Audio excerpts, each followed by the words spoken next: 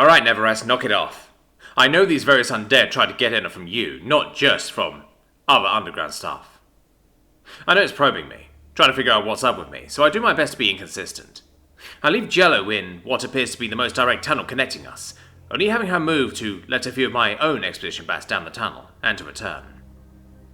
If I'm reading the map right, which is a big if, admittedly, that tunnel seems to run more or less straight towards Neverest. I've seen a few other hands in the tunnels, though, so I know there's more than one route. I mostly let the various slimes deal with them, not wanting to tip my hand too much about what I have available. Some managed to get deep enough that I can have spiders get them. It's a bit nerve-wracking to let them get that close to my sanctum, but there's no risk of it being discovered. There's just too many spiders around from the spawner for any hand to have a chance of getting in. I hope. In an attempt to get a better idea of what I'm dealing with, I even decided to send Timo on an expedition to scout what he can and return quickly. It costs a fair bit of mana to send him out, but I'm confident the little guy can sneak in better than the bats and give me more information than just where our borders sit. While he and the kids in Aranya are out, I try to keep myself occupied with running dungeon stuff. That doesn't take very much of my attention though. Woe is me. I have 2 competent of science and everything is running like a Swiss clock.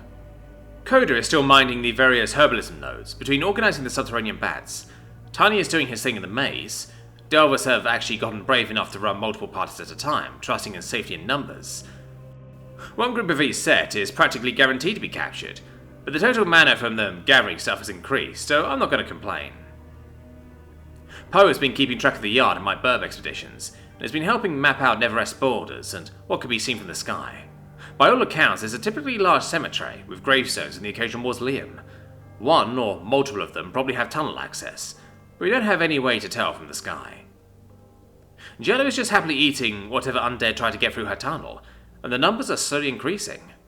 I don't like it, but there's not a lot I can do about it yet. At least they're feeding Jello nicely. Fluffles is mostly wandering and practicing his magic. I think he's fully mastered that protection from element spell, which will be useful, I'm sure. And Queen is... Actually, what is Queen up to? I know she's doing alchemy stuff, but I don't know exactly what. The ants are looking pretty excited over at the lab, though. Alright, let me see. Healing goop is still being produced, and healing ants are being produced with it. Good. Bottle lightning production also continues apace. Excellent. What's your third little setup doing, Queen? I see rough bits of iron and some coal from the forge upstairs, so I guess you're still trying to play with steel. Oh hey, I think you managed to make some. That little group there is looking very excited and pleased with themselves over the little bit of metal in their jaws. I watch, fascinated, as the ants start to puke out a little puddle of liquid in a dish. At first I think it's water, but it has a strange tint to it. Are her workers actually able to hold various chemicals for her? That'd be cool. I know normal ants can store water and food. With an alchemist queen, it makes sense for her to have some that can store chemicals. Once they're satisfied with the amount of liquid, the ones with the steel come over and nudge the bit of metal into the liquid. Slowly it starts to dissolve, and the puddle starts to look more like mercury than off-colour water. Did she somehow make liquid steel? The ants are all very excited at their reaction, which is understandable, and a group of mages march up to the little dish.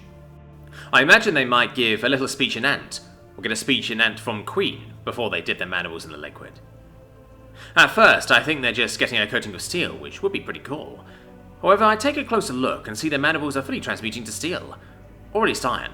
I can't exactly zoom in far enough to pick out carbon in the iron atoms. They even make little clanking sounds as they test their new jaws. Good work, Queen. See if you can get enough of that to transmute one of the mandibles from the Scythemore. That could be a really nice weapon for Aranya. Speaking of, looks like she's back. It also looks like the kids had other things they needed to do because I don't see them. I send Fluffles to go greet her, and she smiles at him as the two head to the sanctum. Once there, she sits on her bed for a moment to gather her thoughts, before speaking to my core. Oh, Sanctuary. I bring troubling news. The Fallen One is truly a blight. Despite the efforts of the people of this town, it has destroyed several other sanctuaries in its history. The people can't even expunge it, as only a sanctuary can truly harm another. I fear it, my Sanctuary. I've only just found you, and you're under attack from an experienced foe. And I can do little to help, she finishes, seeming to be ashamed of herself. I have Fluffles curl up on her lap, since I can't think of much else to try to comfort her. I can't exactly just put an arm over her and tell her everything will be alright. At least it seems to help her some. As she gives Fluffle a small smile as she rests her hand on him. Thank you. Before I can dwell much on what she said, though, Timo returns, and his report is pretty concerning. Unsurprisingly, there are at least 2 different spawners for undead. skeletons and zombies. Actually, make that free. The hands are their own thing, seems like. Nevertheless also has plague rats, which thankfully only give diseases on bites, not from their fleas, so at least no bubonic plague to deal with. It also has warp spawners, which is especially obnoxious. It seems he's been harassing me for a while, though all he could bring to bear before the tunnels was the wasps. It seems to only have 2 scions, but they seem like they're very powerful. One is a 4-armed skeleton that seems to be wearing the best stuff the dungeon has gotten off of slaying delvers. Teemo saw it practicing on a headstone, and there was no headstone by the time it was done just a few seconds later. The other appears to be a lich, or some other form of fleshy undead with magic, so I'm going to call it a lich. It seems to prefer a lab in one of the mausoleums, though it looks to be more an enchantment lab than an alchemy one. I want enchantments. Looks like crystals are a big thing for it, so I make mental note to look into that. Maybe Fluffles could handle duties like that. Back to the report, it seems like it's gathering its denizens too, as there were tons of undead feet for Teemo to hide behind and scurry around. He even managed to find its sanctum. Sounds like it doesn't care about keeping it a secret either, as it's simply in a large sarcophagus in the most central crypt. The skeleton scion guards it, so that's going to be a thing to deal with. With his report finished, Teemo starts to resume his duties when he notices something, and so do I. Something feels off. I do a quick look around and everything seems to be fine. Horrendous gasp draws my attention, and I look at where she's focused. The map. Oh. Our borders are touching now. He's expanded his claim in the tunnels.